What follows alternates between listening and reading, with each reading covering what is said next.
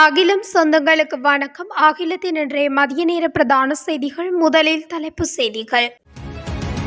ஜனாதிபதி தேர்தலை இலக்கு வைத்துள்ள ரணில் கூட்டணி. பல்கலைக்கழகங்களுக்கு தெரிவான மாணவர்களுக்கு விசேட அறிவிப்பு.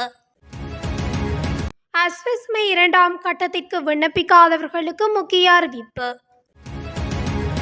வரி அடையாள எண் பெற்றவர்களுக்கு முக்கிய அறிவிப்பு. கண்டியில் பாரிய தீ விபத்து, மூடப்பட்ட பிரதான வீதி. தமிழர் பகுதியில் மினி சூறாவளி, 12 வீடுகள் சேதம். பல வீடுகளை முற்றுகையிட்ட போலீசார், பெண்கள் உட்பட பலர் கைது.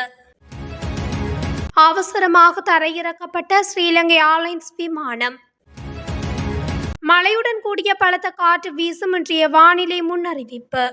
தொடர்வன விரிவான செய்திகள். எதிர்வரும் ஜனாதிபதி தேர்தலில் ஜனாதிபதி ரணில் விக்ரமசிங்கவின் பிரச்சார நடவடிக்கைகளுக்காக கொழும்பு மாவட்டத்தில் 1200 அலுவலகங்கள் திறக்கப்படவுள்ளதாக கட்சியின் தேசிய செயலாளர் ரவி கருணாநாயக்க தெரிவித்துள்ளார். 10 நாட்களுக்குள் குறித்த நடவடிக்கைகள் ஆரம்பிக்கப்படவுள்ளதாக அவர் குறிப்பிட்டுள்ளார். இம்முறை ஜனாதிபதி தேர்தலில் ஏனைய கட்சிகளுடன் இணைந்து கொழும்பு மாவட்டத்தில் புரட்சியை ஏற்படுத்தி ரணில் விக்ரமசிங்கவை வெற்றியடைய செய்வதற்கு தேர்தல் பிரச்சாரத்தை முன்னெடுப்பதாகவும் அவர் குறிப்பிட்டுள்ளார். ஜனாதிபதி தேர்தலில் கட்சி சார்பற்ற பொது வேட்பாளராக ரணில் விக்ரமசிங்க போட்டியிட தயாராக இருப்பதாகவும் அவர் குறிப்பிட்டுள்ளார். இதன்படி அடுத்த மாதம் முழுவதும் தினசரி தேர்தல் பேரணி நடத்த திட்டமிடப்பட்டுள்ளதாக அவர் மேலும் தெரிவித்துள்ளார். 2023ஆம் ஆண்டு காப்போத உயர்தரத்தில் சித்தியடைந்த மாணவர்களை 2024 கல்வியாண்டுக்கான தேசிய பல்கலைக்கழகங்களுக்கு அனுமதிப்பதற்கான விண்ணப்பங்களை பல்கலைக்கழக மானியங்கள் ஆணைக்குழு கோரியுள்ளது. இதன்படி கடந்த வருட உயர்தர பெறுபவர்களின்படி பல்கலைக்கழக அனுமதிக்கு நிகழ்நிலை மூலம் விண்ணப்பிப்பதற்கான கடைசி திகதி இன்றுடன் முடிவடையவுள்ளது. www.ugc.ac.lk எனும் இணையதளத்திற்குள் பிரவேசித்து விண்ணப்பங்களை சமர்ப்பிக்க முடியும் என ஆணைக்குழு கூறியுள்ளது. எனவே இதுவரை விண்ணப்பிக்காத மாணவர்கள் பல்கலைக்கழக ஆணையத்தின் அதிகாரப்பூர்வ இணையதளத்திற்கு சென்று விண்ணப்பங்களை சமர்ப்பிக்குமாறு பல்கலைக்கழக மானியங்கள் ஆணைக்குழு நினைவூட்டியுள்ளது. குறைந்த வருமானம் கொண்ட குடும்பங்களுக்கான அஸ்விஸ்மை நிவாரண திட்டத்தின் 2ஆம் கட்ட மக்கள் தொகை கணக்கெடுப்பு பணி 15ஆம் தேதி முதல் ஆரம்பிக்கப்படவுள்ளது. எனவே 2ஆம் கட்ட விண்ணப்பங்களை பூர்த்தி செய்யாதவர்கள் அடுத்த வாரத்துக்குள் விண்ணப்பிக்குமாறு அறிவுறுத்தப்பட்டுள்ளது. அதன்படி அஸ்விஸ்மை திட்டத்தின் 2ஆம் கட்டத்துக்காக 4,75,000 விண்ணப்பங்கள் கிடைத்துள்ளதாக தெரிவிக்கப்படுகிறது. நாட்டில் வரி செலுத்துவோர் அடையாள எண் பெற்றவர்கள் வரி செலுத்துமாறு உள்நாட்டு இறைவரி திணைக்களம் அறிவித்தல் விடுத்திருந்தாலும் அவர்களின் மாதாந்த வருமானம் 1 லட்சத்துக்கு குறைவாக இருப்பின் வரி செலுத்த தேவையில்லை என நிதி ராஜாங்க அமைச்சர் கலாநிதி ரஞ்சித் சியாமலப்பிட்டிய தெரிவித்துள்ளார். ஊடகங்களுக்கு கருத்து தெரிவிக்கும் போதே அவர் இதனை குறிப்பிட்டுள்ளார். அத்துடன் இந்த விடயம் தொடர்பில் அருகிலுள்ள உள்நாட்டு இறைவரி திணைக்கள பிராந்திய அலுவலகத்திற்கு அறிவிக்க முடியும் எனவும் அமைச்சர் குறிப்பிட்டுள்ளார். இதுவரையான காலப்பகுதியில் 23 லட்சம் பேர் வரி செலுத்துவோர் அடையாள எண்ணை பெற்றுள்ளதுடன் ஜூன் மாதத்தில் மாத்திரம் 13 லட்சம் பேர் பதிவாகியுள்ளனர். மேலும் ஜூலை மாத இறுதிக்குள் வரி செலுத்துவோர் அடையாள எண்கள் பெற்றோர்களின் எண்ணிக்கையை 73 லட்சமாக உயர்த்த இலக்கு நிர்ணயிக்கப்பட்டுள்ளதாக அமைச்சர் தெரிவித்துள்ளார். கண்டி அக்குரணையில் உணவகம் ஒன்றில் ஏற்பட்ட தீ விபத்தினால் மாத்தளை கண்டி பிரதான வீதி தற்காலிகமாக மூடப்பட்டுள்ளது. தற்போது அப்பகுதியில் 4 கட்டிடங்களுக்கு தீ பரவியுள்ளதாக போலீசார் தெரிவித்துள்ளனர். இந்நிலையில் கண்டி மாநகர சபையின் தீயணைப்பு படை தீயை கட்டுப்படுத்தும் நடவடிக்கையில் ஈடுபட்டுள்ளது. அதேவேளை தீ பரவியதற்கான காரணம் இதுவரை தெரிய வரவில்லை என போலீசார் குறிப்பிட்டுள்ளனர். மட்டக்களப்பு வாகரை பிரதேச செயலாளர் பிரிவில் உள்ள கிருமிச்சி பிரதேசத்தில் மழையுடனான மினி சூறாவளி காற்றினால் பல மரங்கள் முறிந்து வீழ்ந்ததுடன் 12 வீடுகள் சேதமடைந்துள்ளன. இந்த சம்பவம் நேற்று மாலை இடம்பெற்றுள்ளதாக வாகரை பிரதேச செயலாளர் அருணன் தெரிவித்துள்ளார். பலத்த காற்றினால் வீட்டின் கூரைகள் தூக்கி வீசப்பட்டு சேதமடைந்துள்ளதுடன் வீடுகளில் இருந்தவர்கள் காயம் எதுவுமின்றி உயிர் தப்பியுள்ளனர்.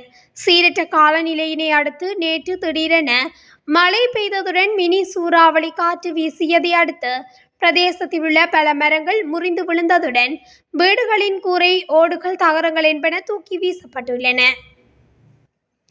பொலனறுவை ஹபரணை பிரதேசத்தில் ஆயுர்வேத மசாஜ் நிலையங்கள் என்ற போர்வையில் தகாத தொழில் நடவடிக்கையில் ஈடுபட்ட விடுதிகள் முற்றுகையிடப்பட்டன. இதன்போது 4 முகாமையாளர்கள் மற்றும் சேவை வழங்கிய 11 பெண்களும் கைது செய்யப்பட்டதாக புலனறுவை பிரிவு குற்றப்புலனாய்வு பிரிவினர் தெரிவித்தனர். கிகுராங்கொட நீதிமன்றில் இருந்து பெறப்பட்ட உத்தரவைக்கமைய இந்த முற்றுகை முன்னெடுக்கப்பட்டது. கைது செய்யப்பட்ட 4 முகாமையாளர்களும் மொனராகலை, சிகிரியா, கம்பகா, மாக்கியங்கனை ஆகிய பகுதிகளை சேர்ந்தவர்கள் எனவும் அவர்கள் 19 முதல் 35 வயதுக்கு இடைப்பட்டவர்கள் என்றும் பொலனறுவை குற்றப்புலனாய்வு பிரிவு தெரிவித்துள்ளது. திப்லாகல, தல்கானே, ஹபரணை, கலனி, மொனராகலை, பூனானி, அனுராதபுரம் மற்றும் வெள்ளவாய பிரதேசங்களைச் சேர்ந்த 19, 27, 33, 47, 33, 48 வயதுடைய பெண்கள் தகாத செயற்பாட்டில் ஈடுபட்டதாக போலீசார் தெரிவித்துள்ளனர். இந்த நிலையில் குறித்த பெண்களுக்கு மிகவும் குறைந்த ஊதியம் வழங்கியதுடன் பெருந்தொகை பணத்தை லாபமாக குறித்த முகாமையாளர்கள் பெற்று வந்ததாக போலீசார் தெரிவித்துள்ளனர். போலீசாரின் முற்றுகைக்குள்ளான 4 நிலையங்களும் அந்த பகுதிகளில் நீண்ட காலமாக செயற்பட்டு வந்தமை தெரிய வந்துள்ளது. ஆஸ்திரேலியாவின் மெல்பர்னில் இருந்து கொழும்பு நோக்கி பயணித்த ஸ்ரீலங்கன் ஏர்லைன்ஸ் விமானம் அவசரமாக தரையிறக்கப்பட்டுள்ளதாக தகவல் வெளியாகியுள்ளது. விமானத்தில் ஏற்பட்ட அவசர மருத்துவ காரணத்திற்காக இந்த விமானம் தரையிறக்கப்பட்டுள்ளது. எனினும் குறித்த மருத்துவ காரணம் தொடர்பில் தகவல் இதுவரை வெளியாகவில்லை. ஜுவல் 605 எனப்படும் இந்த விமானம் நேற்று உள்ளூர் நேரப்படி 5:16 மணிக்கு மெல்பர்ன் விமான நிலையத்தில் இருந்து தாமதமாக புறப்பட்டதாக விமான தகவல்கள் தெரிவிக்கின்றன. இதனையடுத்து இந்தோனேசியாவின் ஜாவாவின் தெற்கே செல்லும் பயண கப்பலில் இருந்து அவசர நிலை அறிவிக்கப்பட்டுள்ளது. விமான குழுவினர் அவசர நிலையை அறிவித்த போது விமானம் தெற்கு இந்தோனேசியாவை நோக்கிய பாதையில் பயணித்ததாக தெரிவிக்கப்படுகிறது. இதன்போது விமான குழுவினர் விமானத்தை வடக்கே இந்தோனேசியாவின் ஜகார்த்தா ஜோகர்னோ ஹட்டா சர்வதேச விமான நிலையத்தை நோக்கி திருப்பிவிட முடிவு செய்தனர். மேல் சப்ரகமுவ மற்றும் வடமேல் மாகாணங்களிலும் கண்டி, நுவரெலியா, காலி மற்றும் மாத்தறை மாவட்டங்களிலும் அவ்வப்போது மழை பெய்யும் என எதிர்பார்க்கப்படுகின்றது. மேல் மற்றும் சப்ரகமுவ மாகாணங்களிலும் காலி மற்றும் மாத்தறை மாவட்டங்களிலும் சில இடங்களில் 50 மில்லிமீட்டருக்கும் அதிகமான ஓரளவு பலத்த மழை வீழ்ச்சி எதிர்பார்க்கப்படுகின்றது. உவா மாகாணத்திலும் அம்பாறை மற்றும் மட்டக்களப்பு மாவட்டங்களிலும் சில இடங்களில் மாலையில் அல்லது இரவில் மழையோ அல்லது இடியுடன் கூடிய மழையோ பெய்யக்கூடிய சாத்தியம் காணப்படுகின்றது. மத்திய மலைநாட்டின் மேற்கு சரிவு பகுதிகளிலும் வடக்கு வடமத்திய மற்றும் வடமேல் மாகாணங்களிலும் திருகோணமலை, ஹம்பாந்தோட்டை மற்றும் மொனராகலை மாவட்டங்களிலும் அவ்வப்போது மணித்தியாலத்துக்கு 40 தொடக்கம் 50 கிலோமீட்டர் வரையான வேகத்தில் பலத்த காற்று வீசக்கூடிய சாத்தியம் காணப்படுகின்றது.